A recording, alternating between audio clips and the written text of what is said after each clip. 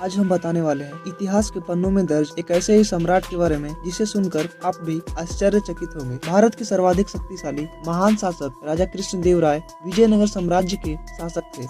विजयनगर का अर्थ होता है जीत का शहर। इस शहर की प्रमुख राजधानी हम्पी थी। हम्पी के मंदिरों और महलों को देखकर पता लगाया जा सकता है कि वह कितना भव्य रहा होगा। इसे यूनेस्को द्वारा विश्व धरोहर में 1991 में शामिल किया गया। जिस तरह महाराणा प्रताप, वीर शिवाजी, चंद्रगुप्त मौर्य थे, उसी तरह राजा कृष्णदेव राय शक्तिशाली राजा थे। इन्होंने अपने शासनकाल में विजयनगर को अधिक विस्तार किया। महाराणा प्रताप कृष्णदेव राय का जन्म फरवरी 1471 ईस्वी को कर्नाटक के हम्पी में हुआ था। राजा कृष्णदेव राय का राज्याभिषेक 1509 में किया गया है। ये महान शासक के साथ साथ एक अच्छे साहित्यकार भी थे। इन्होंने तेलुगु के प्रसिद्ध ग्रंथ अमुक्तमाल्याद की रचना की।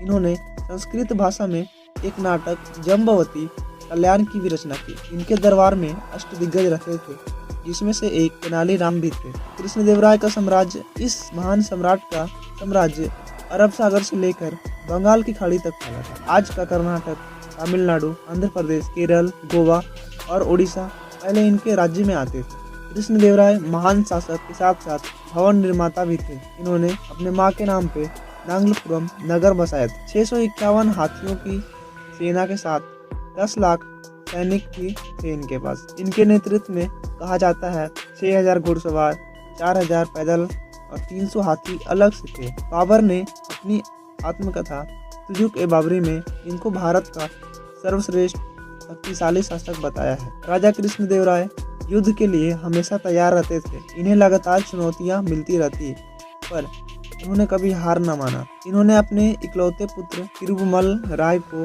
राजधानी का राजगद्दी पे बिठा दिया, लेकिन पुत्र तिरुमल की एक षड्यंत्र के तहत इनकी हत्या कर दी गई, जिसके बाद कृष्णदेव राय का शासन खत्म हो गया।